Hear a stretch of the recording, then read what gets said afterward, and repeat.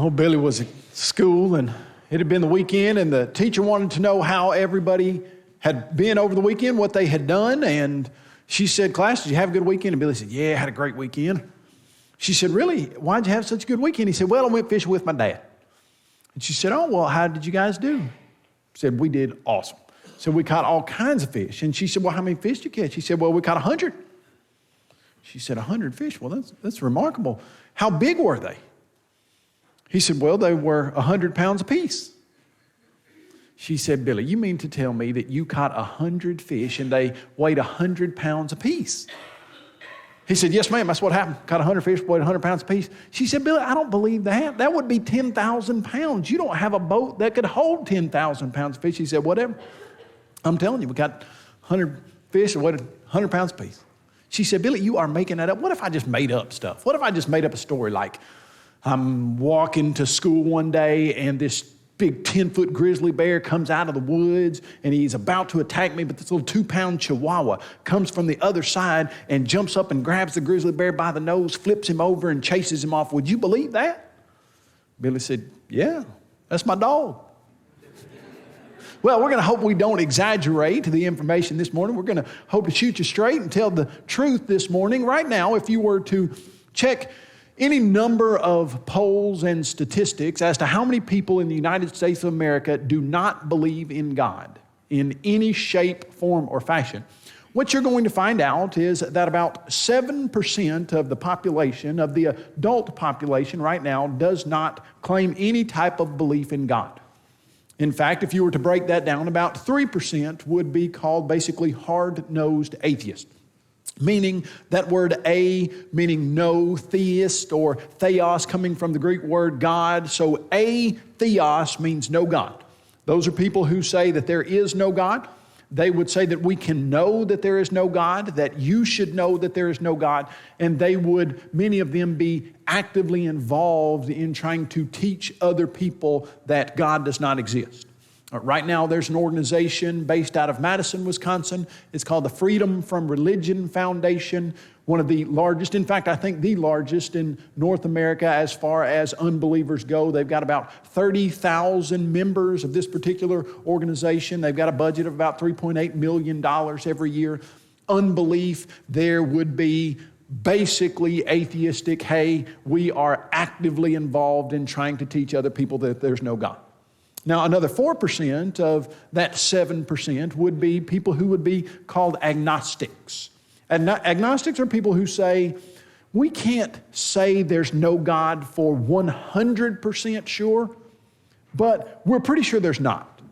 We're 98% sure. We're 99% sure. We can't prove a negative that there is no God because the one thing in the universe that we might know might be the idea that there's a God, but we can say with pretty fair certainty, these people would say, that we don't think there's a God and we're going to live and behave like there's not one.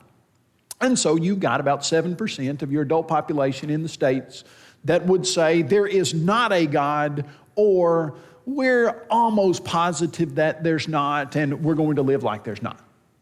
7%. Now, as you start translating that into some real numbers, what you realize is that's 7% of the adult population.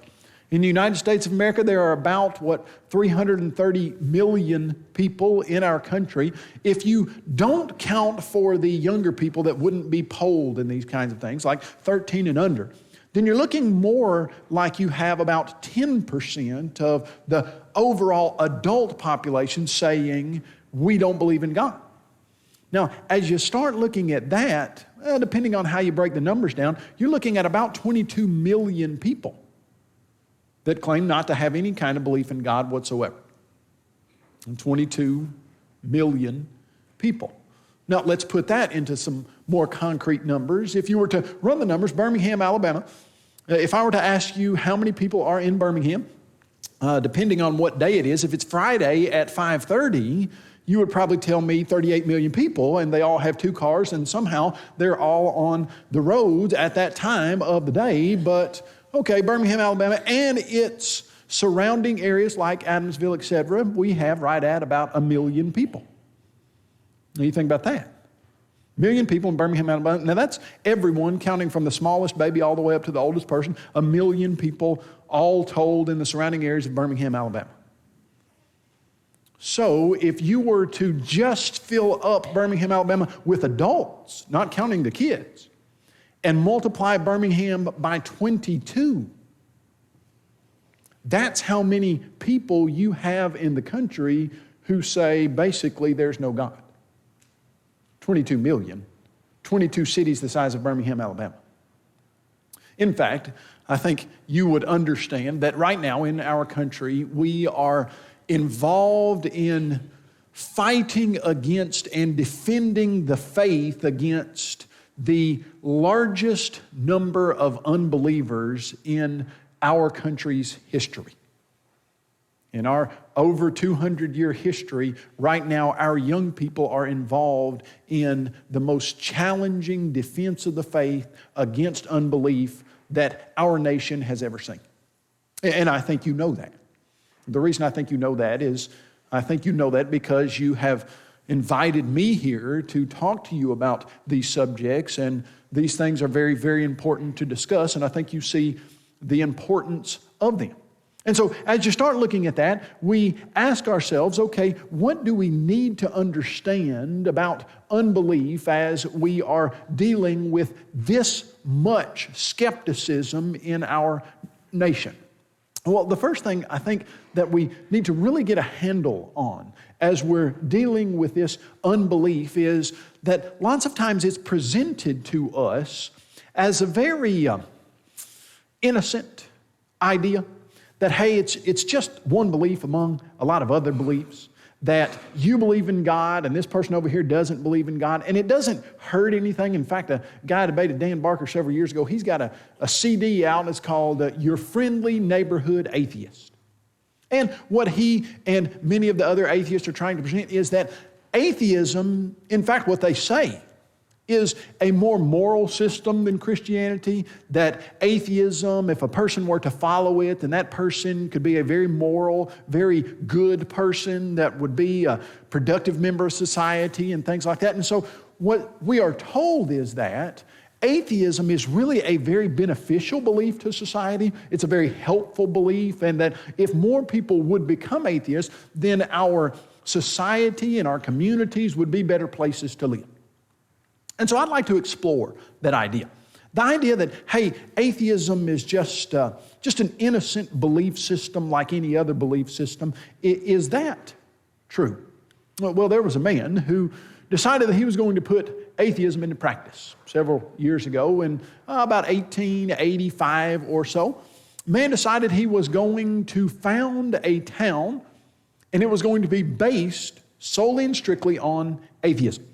That you could not be a charter member of this particular town if you believed in God, if you believed in any type of supernatural being, if you believed in any type of spirit or soul. You couldn't believe in heaven, you couldn't believe in hell, you couldn't believe in the devil, you couldn't believe in anything spiritual.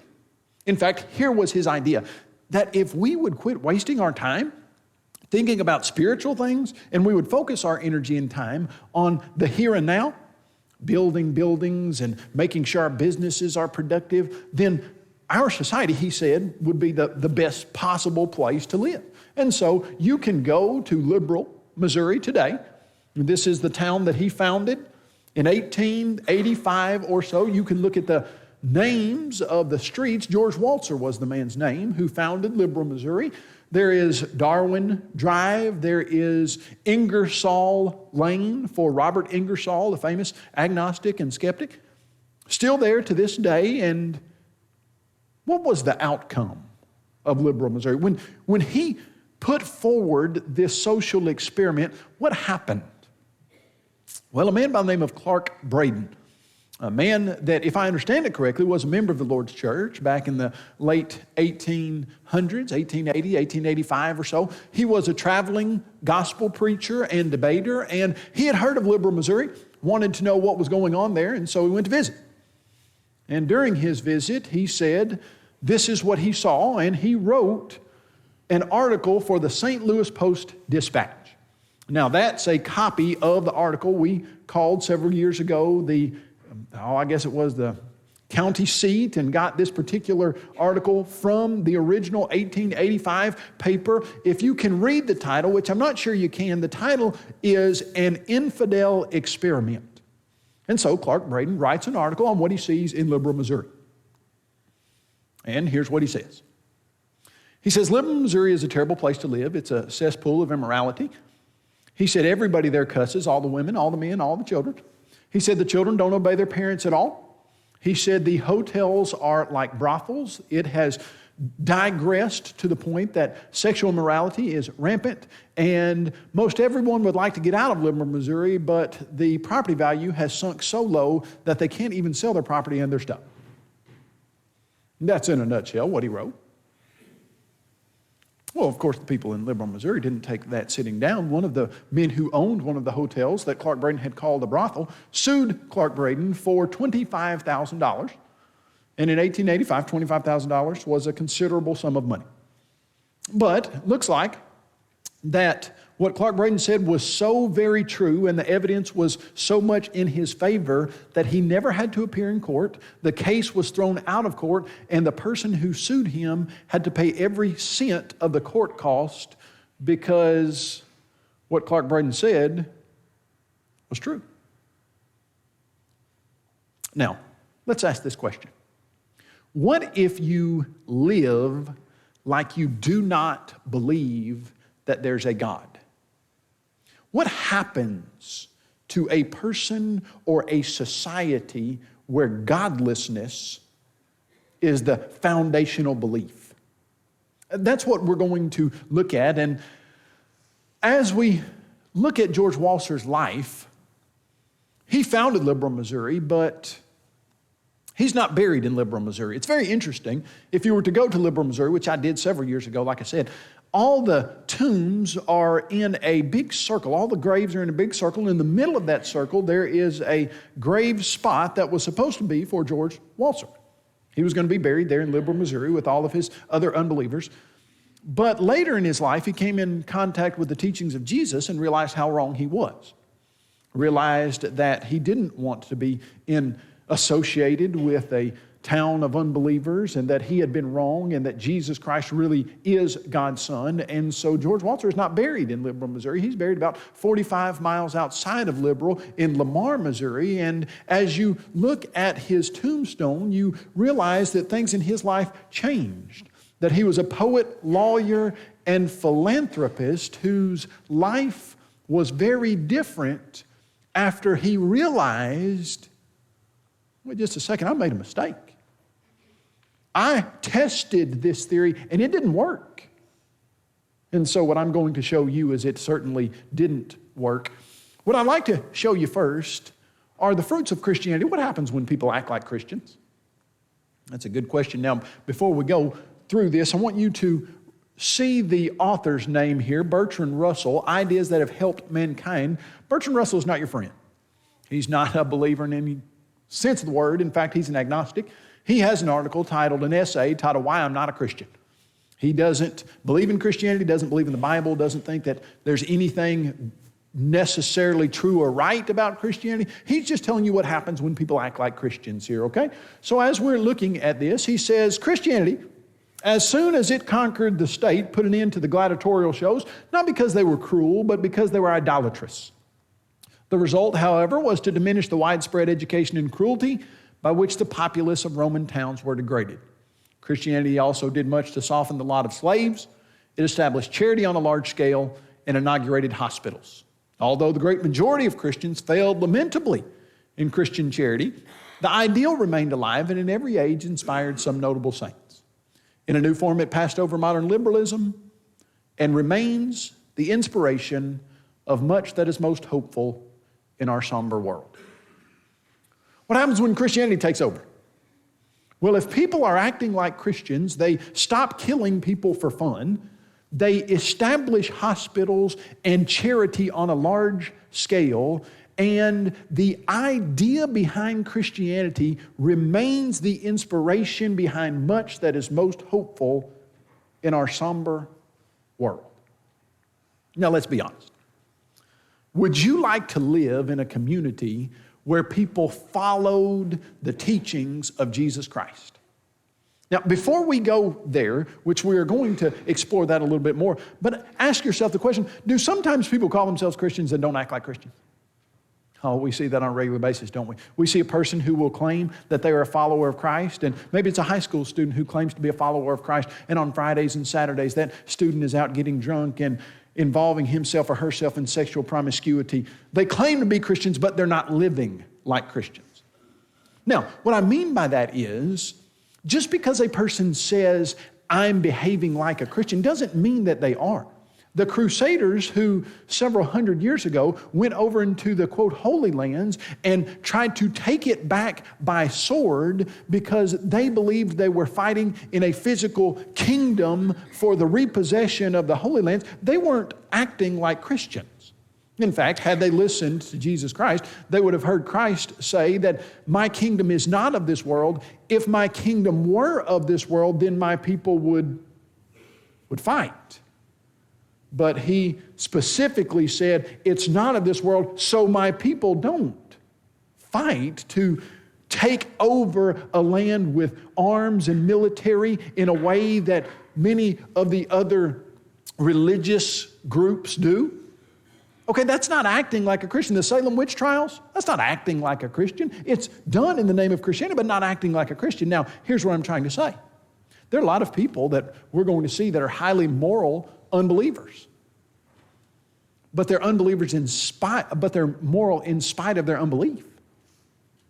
Unbelief and atheism is going to give you an immoral foundation for living. Now, belief in God and Christ is going to give you the only perfectly moral foundation for living. Now, let me ask you the question again. You want to live in a place where people act like Jesus told them to act? Do you want to live in a community where people treat you like they'd like to be treated? Sounds pretty good, doesn't it? You want to live in a community where people don't lie to you, but they tell you the truth? You want to live in a community where people don't steal, but they labor with their hands so that they have something to give to other people who are in need? You want to live in a community where people look out not only for their own interest, but also for the interest of others, where there's nothing that's done through selfish ambition or conceit, but in lowliness of mind, each person esteems others better than themselves. Sounds like a really exciting place to live, doesn't it? You want to live in a community where people are tender-hearted and they love each other as brothers, where the widows and people who are in serious need are looked out for by the other people in the community. You want to live somewhere like that? Absolutely, positively you do. If you were to put in practice the teachings of Christianity, every single person in the world, even those who do not believe in Christ, would see the value of the community where you live. Now, sadly, sometimes we don't put into practice the teachings of Christ, and we fail to show the world how awesome and exciting and wonderful that kind of place would be. But the foundation is there in Jesus' teachings. Now, what happens when you put into practice the idea that there's no God? I think if you were to go to Psalm 14, verse 1, it's a verse that most of us are familiar with. The fool has said in his heart, there is no God. But many times we don't finish reading what comes next. Here's what it says. They are corrupt. They have done abominable things. There is none who does good. No, not one. Now, I think what the psalmist writer is doing for you is giving us a commentary on what happens when you put that first statement, the fool has said in his heart there is no God. When you put that into practice in a person's life, then what happens? They are corrupt, they have done abominable things, there is none who does good, no, not one.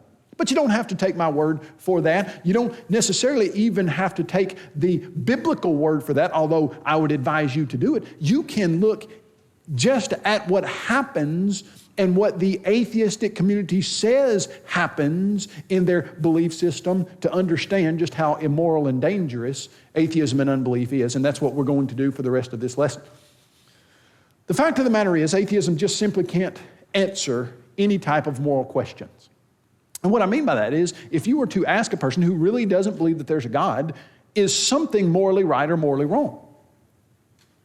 The answer to that question from an atheistic standpoint is, I can't say. There's just no foundation for ethics. Let's see where we get that. William Provine was a biologist, of course, had a PhD, terminal degree in biology from Cornell University, and he was invited to deliver the Darwin Day speech, and he said things like this repeatedly. I just have quoted this particular one for you, but this was basically what he taught all over the country at the time. He says, naturalistic evolution has clear consequences that Charles Darwin understood perfectly. Now, stop right there. Naturalistic evolution, meaning the idea that there's no God, that there's nothing supernatural, that this world is all there is. He said it's got clear consequences if you believe it and put it into practice. Well, what are those? Well, number one, he says no God's worth having exists. Number two, no life after death. And number three, look at that. No ultimate foundation for ethics exists. Now think through that. Suppose that you believe that there's no God. Now, how did you get here?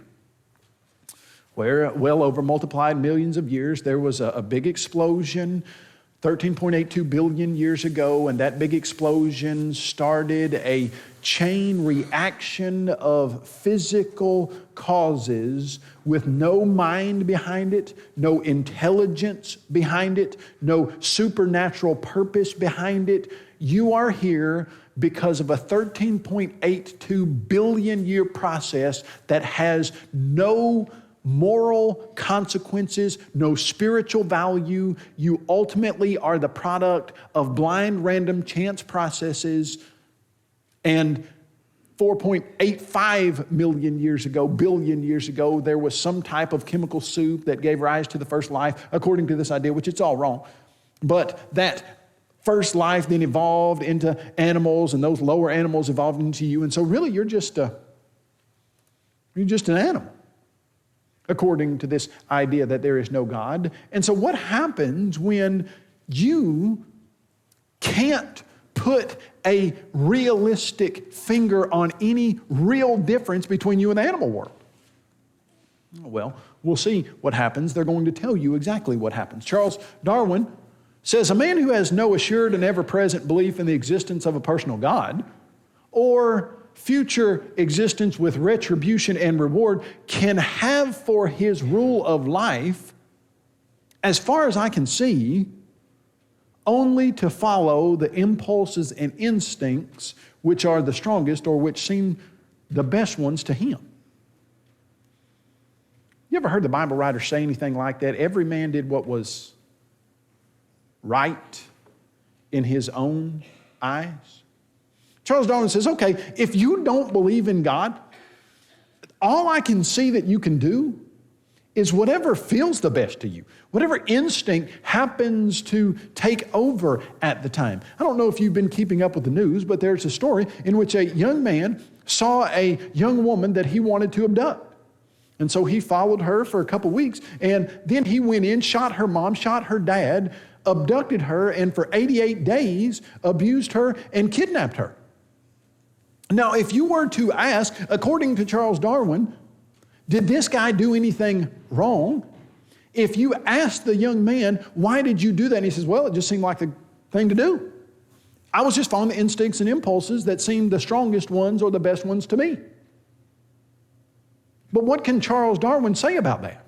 Well, I mean, a man who has no belief in God.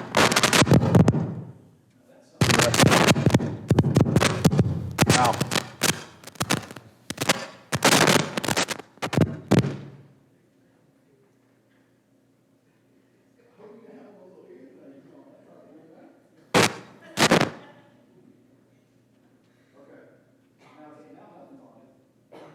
You hear anything right there? Yep. You hear me? Okay, let's try that. Let's change.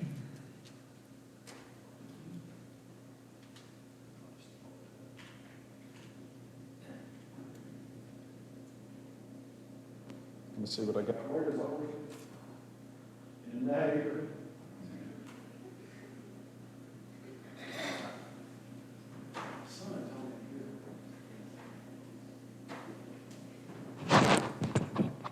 Okay, is this better?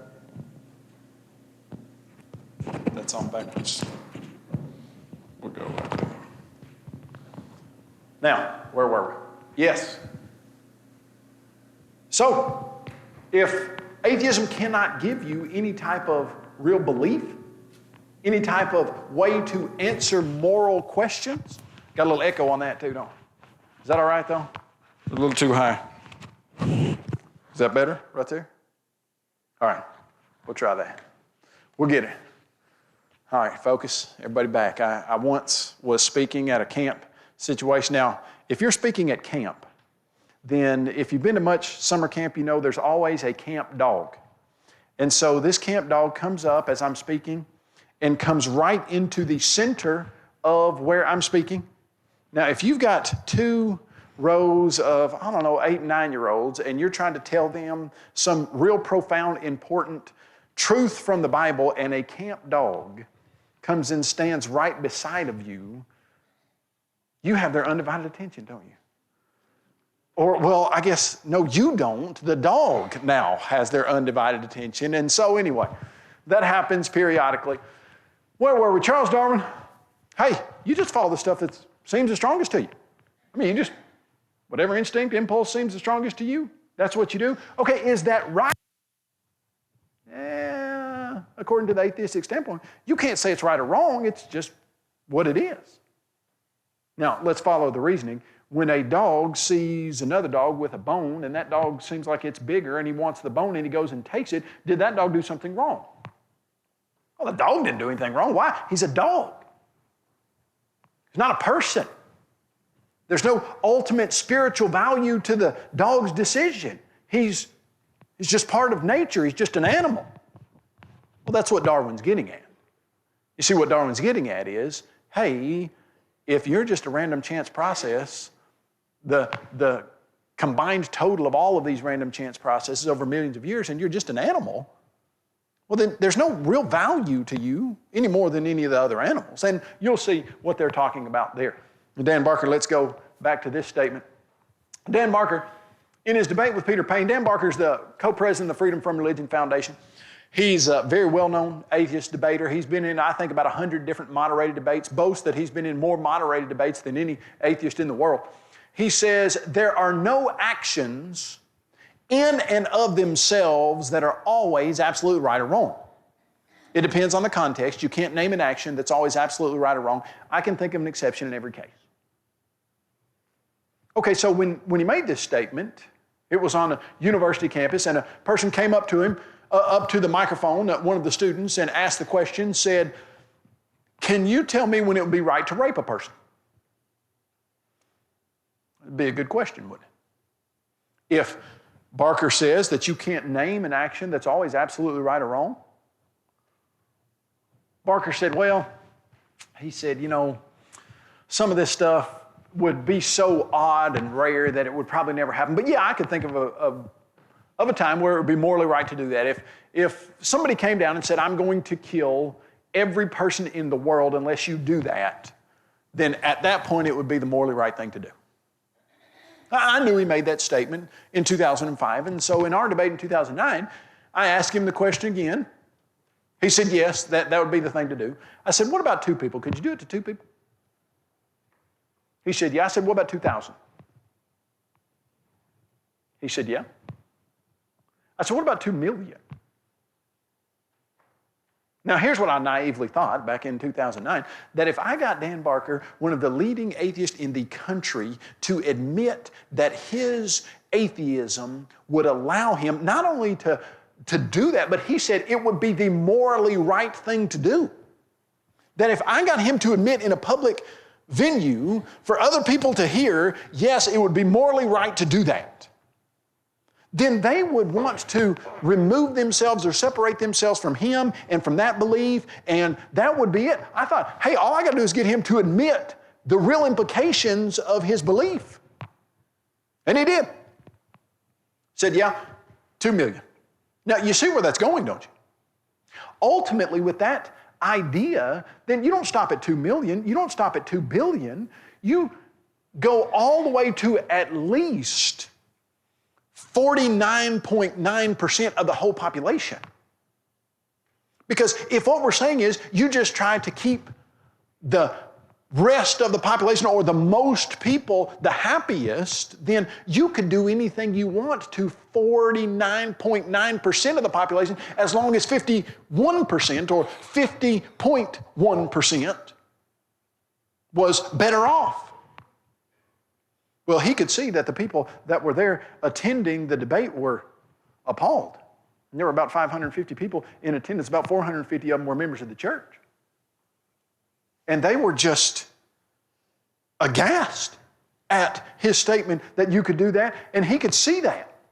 And so he looks out at the audience, and then he looks over at me, and he said, "But you would thank me."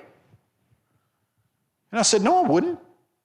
He said, "You would thank me because I would save your life." Now here's the crux. You see, atheism, this life is all that there is. There's no afterlife. There's no supernatural according to the belief in atheism. Now, they're wrong, of course. There absolutely is. But see, in his mind, the ultimate value is physical life. And if your ultimate value is physical life, you're always going to misunderstand really what's going on here in this world. And he said, "But you would thank me." And he was angry. He said, "You'd thank me." And I said, "No, I wouldn't." He said, "I'd save your life."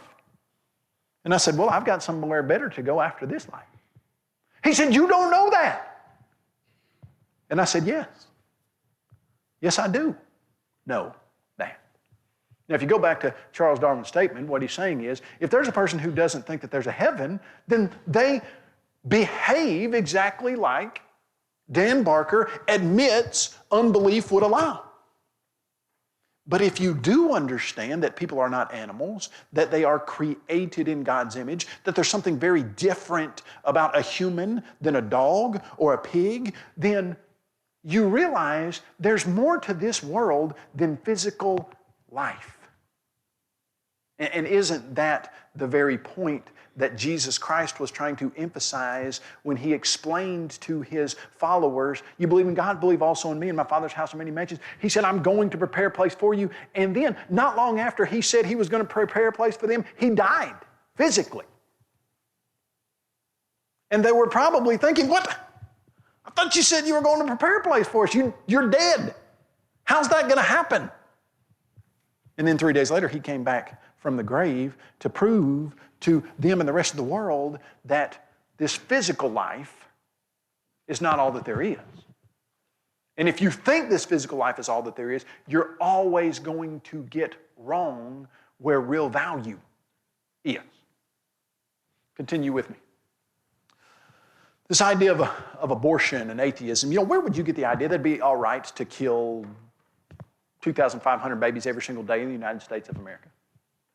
If you've been keeping up with the news, you probably have listened to, read, or seen that in New York, they just signed a bill into law that says you can kill a child 1 minute before it is born, 1 hour before it's born, 1 day before it's born. Meaning it could come to full semester and it could be born within the hour, but if the mother decided, "I don't want to have this child," they could kill the baby 1 hour before it is born. Where do you get the idea that would be okay? I'll tell you where you can't get it. You can't get it from the Bible. When you look at the Bible, it explains to you that, number one, all humans are created in the image of God and they are very different than any animal. If you were to listen to Genesis chapter 1, verse 26, the divine community of God the Father, God the Son, and God the Holy Spirit came together and said, "Let us make man in our own image according to our likeness." And then the Bible explains that they did just that. Male and female, God created them in his own image. After the flood, you see God coming to Noah and explaining to him that every animal in the world you can eat. And they are given to you for food, but whoever kills another human, then he will be called into moral judgment for that death, because humans are created in the image of God unlike any animal. Humans and animals are different. Humans have a spiritual value. Animals do not. Humans are made in God's image. Animals are not. Humans are valuable, not because they can run fast, not because they are smart, not because they can excel at certain tests, not because they are beautiful. Humans are valuable because they are made in God's image. Now, as you start to look at that idea, you realize that every single human from the point of conception in the Bible is referred to as a human in God's image and is granted all the rights of humanity from conception. You go to the book of Jeremiah. You see God talking to Jeremiah, and he says, before you were born, I knew you. When I was putting you together in the womb, I knew you. I had a plan for you then. You look at the exchange between Mary and Elizabeth.